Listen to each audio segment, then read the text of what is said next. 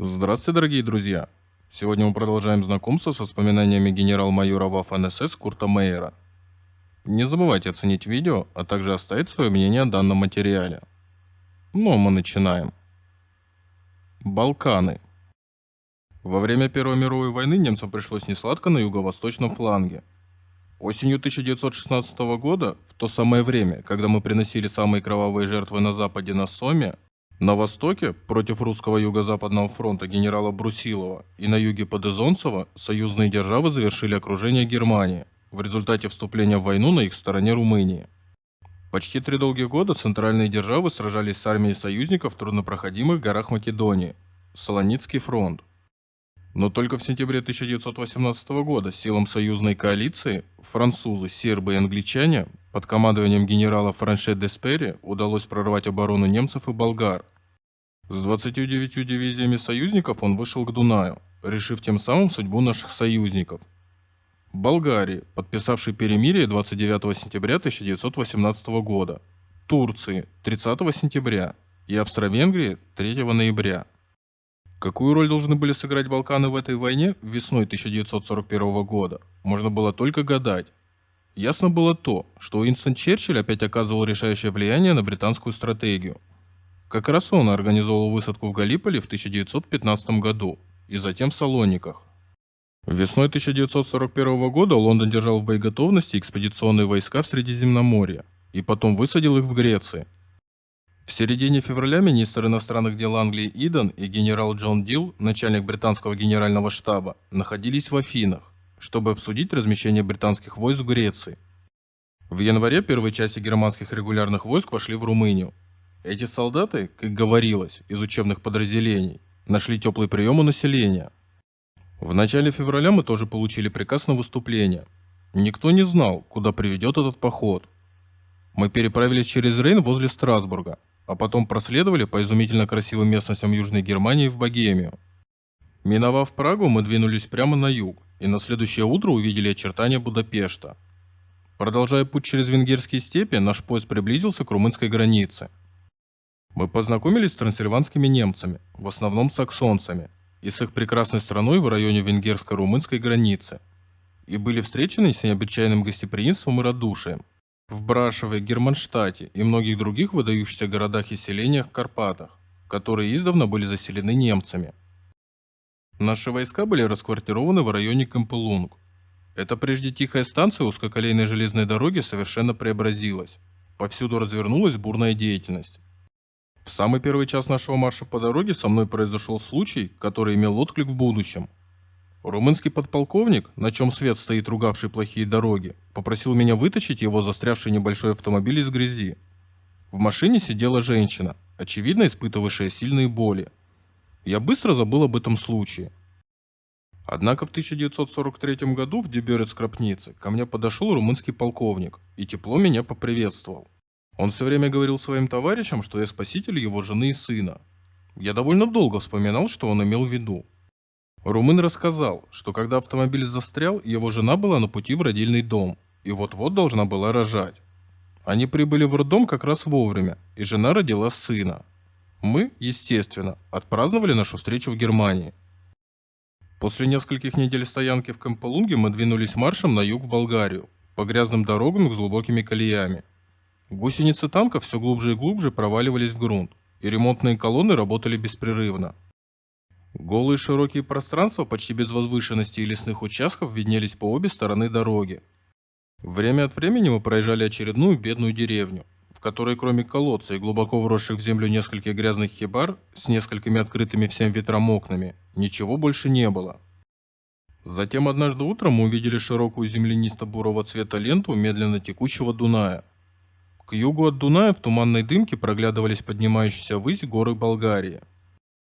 Солнце заливало своими немилосердно палящими лучами землю, когда мы въехали в Болгарию по мосту, построенному нашими военными инженерами. Болгары радостно нас приветствовали. Пробудились многие воспоминания Первой мировой войны, и болгарские крестьяне с гордостью показывали нам германские награды. Марш через печально знаменитую дорогу на Шипкинский перевал был незабываем. Опасные крутые повороты узкой дороги преодолевались тем не менее стремительно, под надзором ремонтных команд.